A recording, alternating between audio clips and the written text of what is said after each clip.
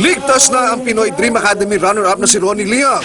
Marso ng taong kasalukuyan nang maaksidente ang kotseng sinasakyan ng mang-aawit na si Ronnie Liang. Papunta siya noon ng El Nido, Palawan upang magtanghal. Sa kabutihang palad, sa gitna ng tindi ng sakuna, halos walang sugat na natamo si Ronnie. 3 buwan na ang nakalipas mula nang maganap ang aksidente.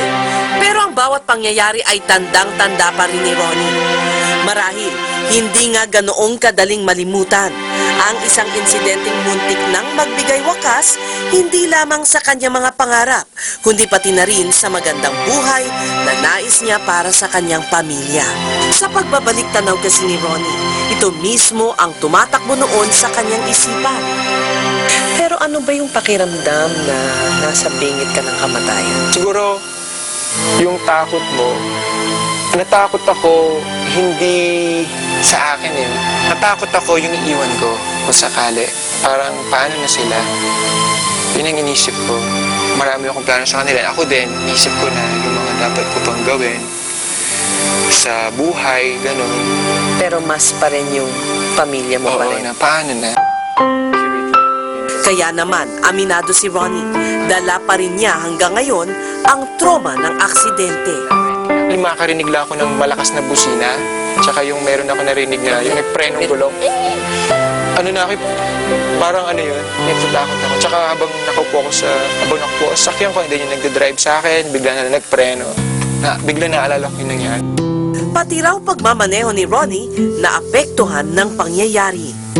Aminin ko na pag nagdadrive ako pa uwi sa Pampanga, sa NLEX, ang speed ko is 140 km/h. Right after the accident, tag-90 na lang ako. Isa yun sa lesson. Second, Mas maingat. mas maingat. And lagi kang magsi-seatbelt. Whether nakaupo ka sa likod or sa harap, mabagal man, mabilis ang takbo, lagi kang mag-seatbelt. Pero aminado si Ronnie, sa kabila ng trauma, di rin naman matatawaran ang mga naging positibong epekto nito sa kanyang pagkatao.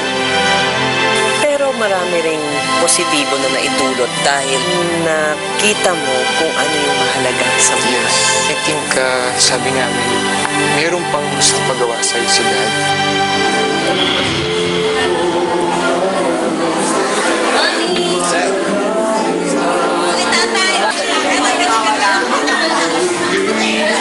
Laging i-share mo pa. Dahil hindi mo naman lahat madadala. And lalo mo pang mahalin yung family mo. Mag-share ka na mag-share. Help the poor. Tumulong ka sa mga nangangailangan. At least, bago ka man, di ba, nagawa mo yung talagang mission mo dito sa mundo. Nagawa mo yung dapat mo.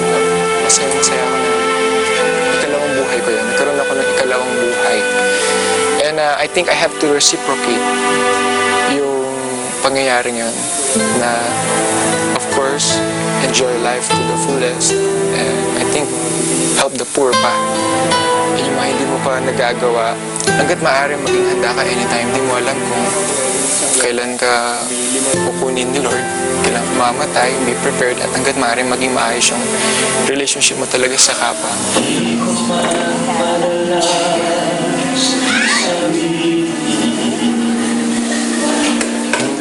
And lastly, yung mga hindi mo pa nagagawa, gawin mo na.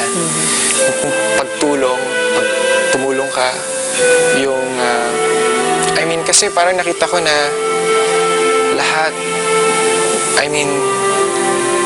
walang, yung mga, yung mga achievements mo, kung sa'yo lang yan, yung pera or mga gamit mo kung sa'yo lang, Mawawala din.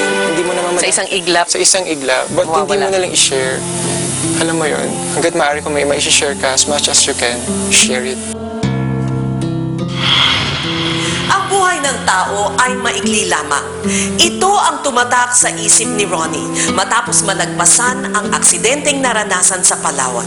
At sa kanyang ikalawang buhay, namulat daw si Ronnie na mas pahalagahan ang lahat ng bagay na nasa paligid niya. Ces Orenia Trilon, magandang gabi.